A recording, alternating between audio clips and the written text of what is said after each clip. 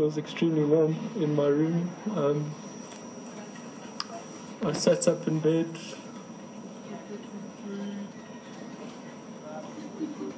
I noticed that the fans were still running and that the door was still open. Although the lights had been switched off. Reva was still awake, or she was obviously not sleeping.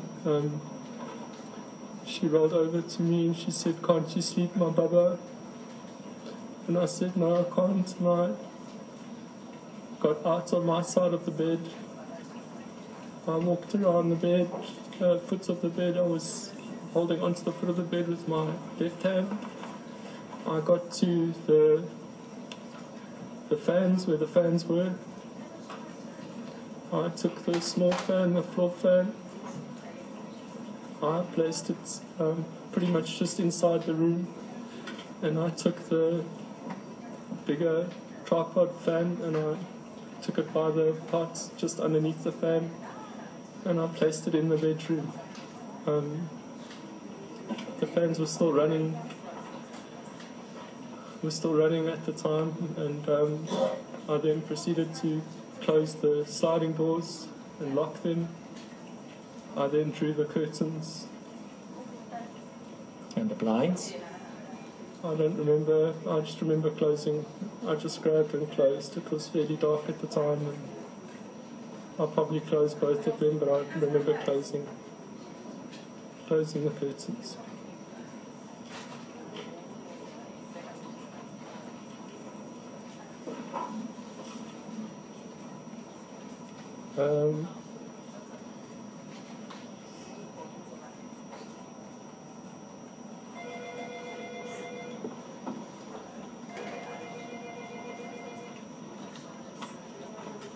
I came into the room at this point.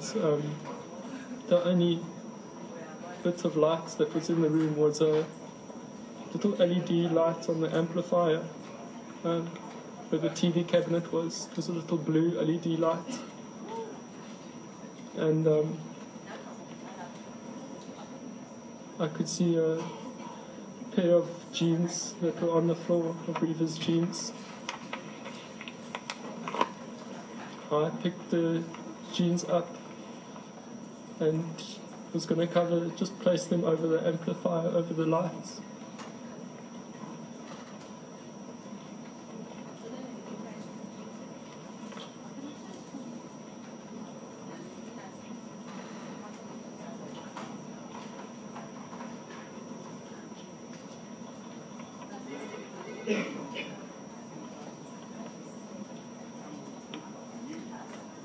Because at this point that I heard a window open in the bathroom. It sounded like the window sliding open, and then I could hear the window hit the frame, as if it had slipped to a point where it can't slide anymore. It's the wooden frame window. It's a wooden. All the frames in my house and doors are wooden frames. That is the window referred to in the evidence of the photographer. That is correct, my lady.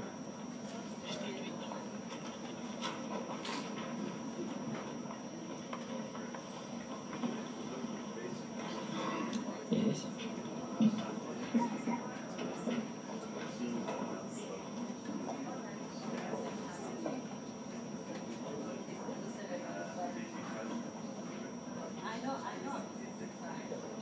What did you think at the time, Mr. Pistorius?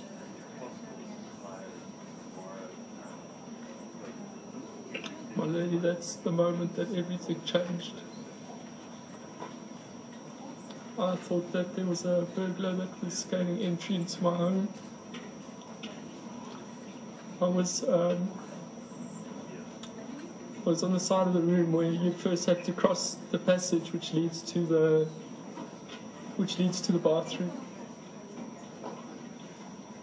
I think initially I just froze. I didn't really know what to do. I heard this noise. I interpreted it as being somebody was climbing into the bathroom. There's no door between the bathroom and my room. It's all one. There's a passageway but there's no door. There's a toilet door, but there's no barrier between me and the bathroom. It's one room. I immediately thought that somebody, if they were at the window to where the entrance of the passage was, could be 3-4 meters. They could be there at any moment. And the first thing that ran through my mind was that I needed to arm myself, that I needed to protect Reva and I, that I needed to get my gun.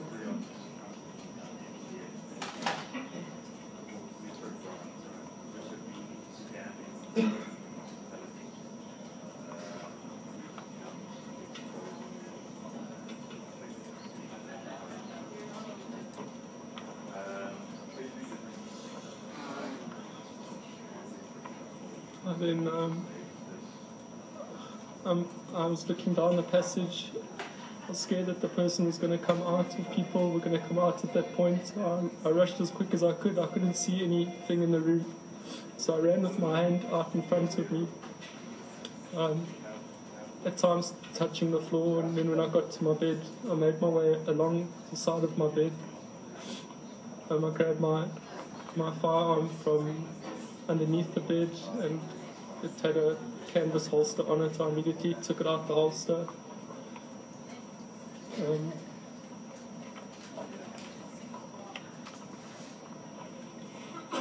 that point, I wanted to just put myself get back to where the passage was, so that I could put myself between the person that had gained access to my house and Reva. When I got just before the passage wall, I remember slowing down because I was scared that at that point this person, during the time that I'd got from that I'd left that amp to where I got my firearm, could have possibly already been in the passage, in the closet passage. So I slowed down and I had my firearm extended in front of me. If I may, just as I left my bed. I whispered for Reva to get down and phone the police.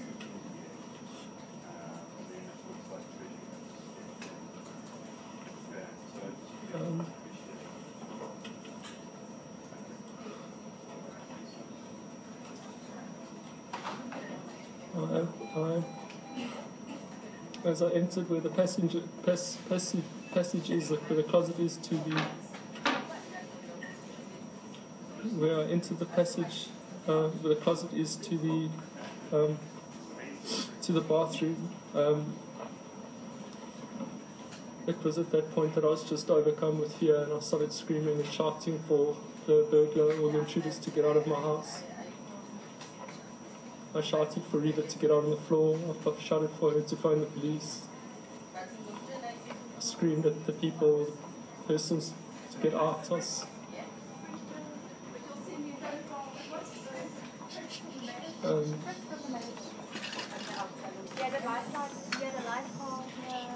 Slowly made my way down the passage, constantly aware that this threat, these people or persons could come at me at any time. I didn't have my legs on.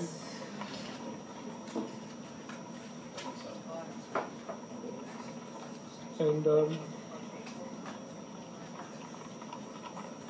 just before I got to the wall of where the tiles start in the bathroom, I stopped shouting because I was worried that if I shouted, the person would know exactly where I was. I put my head around the corner that I could get shot.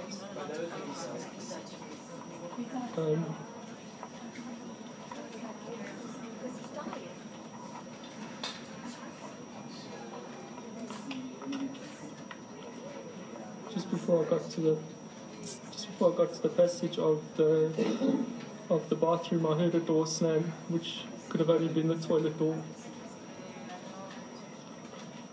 I couldn't see into the bathroom at this point, but I could hear the door slam, and for me it confirmed that there was a person or people inside the toilet or inside the bathroom at that time. Oops.